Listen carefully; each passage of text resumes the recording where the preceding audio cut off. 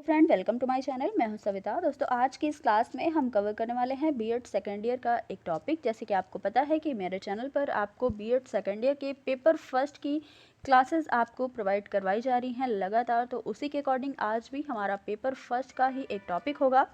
देखिए, ये आज का हमारा टॉपिक है विद्यालय प्रबंधन का अर्थ, परिभाषा, उद्देश्य और स्वरूप। तो ये सारी चीज़ें हम आज के ही क्लास में कवर करने वाले हैं, तो आप बिना स्किप किए क्लास को एंड तक ज़रूर देखिएगा।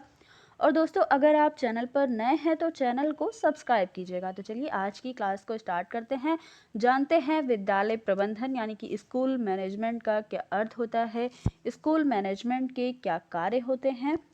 देखिए, बात करें विद्यालय प्रबंधन के अर्थ की यानी कि मीनिंग ऑफ स्कूल मैनेजमेंट की, तो जो विद्यालय है, विद्यालय प्रबंधन से आशय स्कूल की समस्त दिनचर्या, अनुशासन या फिर कार्यालय का क्या कार्य होगा, अध्यापकों के क्या कार्य होंगे और उनके आदेश क्या होंगे, विद्यालय का स्तर कैसा होगा, समाज से विद्यालय के संबंध किस प्रकार से होंगे, या फिर विद्यालय का भवन कैसा होगा, उसकी साज सज्जा कैसी होगी, मेज कुर्सियाँ श्यामपट्ट, इन सभी चीज़ों की व्यवस्था कैसी होगी। तो इन सारी चीज़ों का जो प्रबंध है, जो भी व्यवस्था है, ये सारी चीज़ें विद्यालय प्रबंधक के ही अंतर्गत आ जाती हैं। इन सारी चीज़ों का अर्थ ही होता है विद्यालय प्रबंधन। तो अगर ये सारे कार्य सुरक्षित हो जाए, बहुत ही अच्छी तरीके से इनका प्रबंध हो जाए, तो इसी को हम एक शब्दों में कह देते हैं विद्यालय का प्रबंध। देखिए, यहाँ पर आरपी शर्मा के शब्दों में कहा गया है कि जब हम विद्यालय व्यवस्था शब्द का इस्तेमाल करते हैं, तब हमारा जो अभिप्राय है वह केवल दफ्तर के काम करने से, अनुशासन का ठीक रखने से, या फिर शिक्षकों को सिर्फ आदेश देना, बालकों को सिर्फ नियंत्रण में रखना, या फिर चिट्ठी पत्री भेजना, सिर्फ इन्हीं चीज़ों से विद्यालय प्रबंध का आशय नहीं होता है, बल्कि स्कूल की समस्त दिनचर्या, समस्त कार्यवाही के संचालन से होता है। इनका यह कहने का मतलब है। आगे देखिए, इन्होंने कहा है कि उसमें केवल स्कूल की दिनचर्या ही नहीं आती, बल्कि उसके आदर्श भी आते हैं। विद्यालय का स्तर कैसा होता है ये भी आता है, उसकी नीतियाँ कैसी होंगी, उसकी कार्यवाही और उसका समाज से संबंध कैसा होगा, उसकी सार्थकता, ये सारी बातें विद्यालय प्रबंधन के अंतर्गत आ जाती हैं। तो अब जो इनका कथन है, जो आपने ऊपर पढ़ा है, आरपी शर्मा के द्वारा कहा हुआ कथन, इससे हमें स्पष्ट यह होता है कि विद्यालय प्रबंध जो शब्द है यह एक व्यापक अर्थ में है, और प्रजातंत्र में विद्यालय प्रबंध एक निश्चित उद्देश्य की प्राप्ति का ही एक साधन होता है। तो दोस्तों, ये था विद्यालय प्रबंध का अर्थ। आई होप आपको अब बहुत अच्छे से क्लियर हो गया होगा। तो चलिए आगे चलते हैं। अब जानेंगे विद्यालय प्रबंधन की परिभाषा के बारे में। देखिए, पहली जो परिभाषा है वो डॉक्टर स्प्रिंगल के अनुसार दी गई है, जिन्होंने कहा है कि प्रशासन एक निर्धारणात्मक कार्य है, जिसके विपरीत प्रबंध एक कार्य संपादन प्रकार्य है, जिसका प्रमुख कार्य प्रशासन द्वारा निर्धारित नीतियों को क्रियान्वित करना होता है। ये परिभाषा डॉक्टर स्प्रिंगल के अनुसार कही गई है। आगे देखिए, दूसरी परिभाषा है बेज के अनुसार, प्रबंध एक सामाजिक प्रक्रिया है, इन्होंने माना है, जिसके अंतर्गत एक प्रतिष्ठान की क्रियाओं के प्रभावी नियोजन एवं नियमन का उत्तरदायित्व सन्निहित रहता है।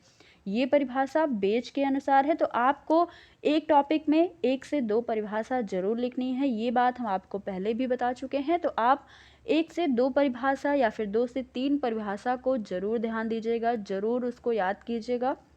आगे हम कुछ और परिभाषा देख लेते हैं। जैसे कि लूथर गुलिक के अनुसार परिभाषा दी गई है कि विद्यालय प्रबंधन सत्ता का औपचारिक ढांचा होता है, जिसके अंतर्गत निश्चित उद्देश्य की प्राप्ति के लिए विभागीय कार्यों को क्रमबद्ध रूप से विभाजन करना, परिभाषित करना और समन्वित करना भी सम्मिलित होता है। अगली परिभाषा है हेरोल्ड कीजन के अनुसार, विद्यालय प्रबंधन मानवीय एवं भौतिक साधनों से प्राप्ति के लिए समन्वय करना होता है। ये परिभाषा हेरोल्ड कीजन के अनुसार है। इनमें से आपको सिर्फ 2 से 3 या फिर 1 से 2 परिभाषा ही याद करनी है। अब हम आगे जानेंगे विद्यालय प्रबंधन के क्या उद्देश्य होते हैं। तो विद्यालय प्रबंधन का पहला उद्देश्य है विद्यालय के क्रियाकलापों को मॉनिटर करना, उसकी देखरेख करना। अगला है शिक्षा के आदर्शों एवं उद्देश्यों की जानकारी देना, विद्यालय के विकास के लिए योजनाओं का निर्माण करना, विद्यालय को चलाने के लिए कुशल प्रशासन की व्यवस्था होनी चाहिए, ये भी एक इसका उद्देश्य हो जाता है। अगला है विद्यालय में उपयोगी एवं व्यवहारिक फर्नीचर की व्यवस्था करना, तो ये भी उद्देश्य है विद्यालय प्रबंधन का ही। आगे जानते हैं, शिक्षण कार्यों को करने के लिए आवश्यक उपकरण भी होने चाहिए विद्यालय प्रबंधन में, जैसे ब्लैक बोर्ड हो गया, चौक, द्रव्य दृश्य सामग्री होगी, ये सारी चीज़ों की व्यवस्था विद्यालय प्रबंधन ही करता है। आगे देखिए, अगला पॉइंट है विद्यालय में एक परिचालन कोष बनाना, जिसमें राजकीय सहायता से जो भी वेतन मिलेगा तथा उसकी आवश्यकता को खर्च किस प्रकार करना है, वह सारी चीज़ें भी होती हैं विद्यालय प्रबंधन के अंतर्गत। दानदाताओं से जो भी आर्थिक सहायता मिलती है, और विद्यालय को हर प्रकार की आलोचनाओं से सुरक्षित रखना है, विद्यालय और समुदाय में स्वस्थ संबंध भी स्थापित करना है। तो ये रहे विद्यालय प्रबंधन के कुछ उद्देश्य, इनको आप देख लीजिएगा। और 5 से 6 या फिर आप लॉन्ग में लिख रहे हैं तो 10 पॉइंट भी आप लिख सकते हैं। अब हम आगे जानेंगे विद्यालय प्रबंधन का स्वरूप कैसा होता है, यानी कि फॉर्म ऑफ स्कूल मैनेजमेंट के बारे में। तो जब परिवार जो है बच्चे का, वो परिवार बच्चे की प्राथमिक पाठशाला मानी जाती है। ये तो आप सभी जानते हैं कि सबसे पहले बालक परिवार से ही जन्म लेता है, परिवार में ही सब कुछ सीखता है। तो पहली पाठशाला, पहला स्कूल बालक का परिवार ही होता है।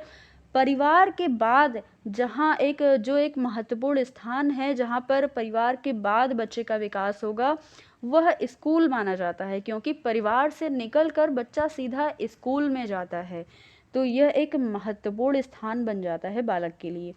आज के प्रजातांत्रिक युग में बालकों का प्रजातांत्रिक विकास करने के लिए विद्यालयों के वातावरण का भी प्रजातांत्रिक होना बहुत ही आवश्यक है, क्योंकि बच्चा जब परिवार से निकलकर पहली बार विद्यालय जाएगा तो वहाँ का जो वातावरण होगा वो विद्यालय को काफ़ी प्रभावित करेगा। तो इसलिए विद्यालय का वातावरण भी काफ़ी अच्छा होना चाहिए और काफ़ी प्रजातांत्रिक भी होना चाहिए।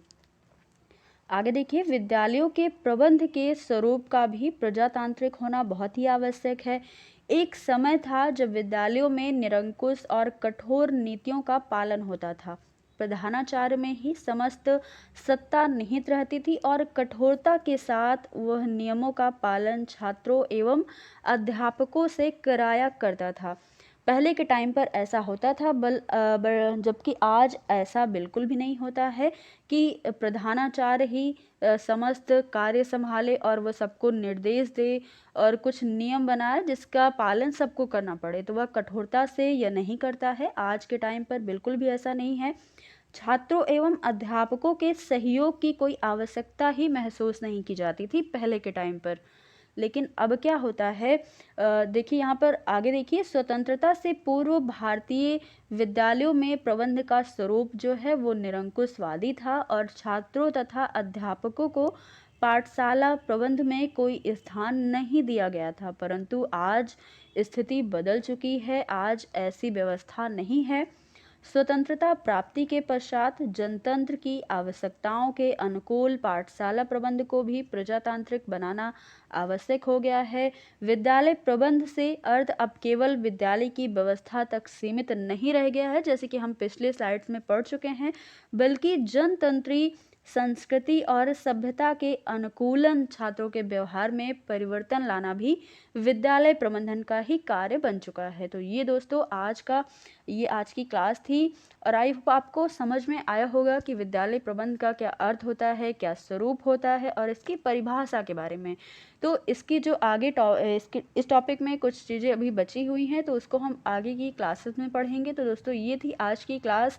अगर आपको कुछ भी समझ आया होगा, थोड़ा बहुत भी अगर क्लास पसंद आई होगी तो आप क्लास को ज़्यादा से ज़्यादा लाइक शेयर करिएगा और अगर चैनल पर नए हैं तो चैनल को सब्सक्राइब करना ना भूलिएगा। तो चलिए आज की क्लास को बस यहीं तक समाप्त करते हैं, फिर मिलेंगे अगली क्लास में कुछ नए टॉपिक के साथ।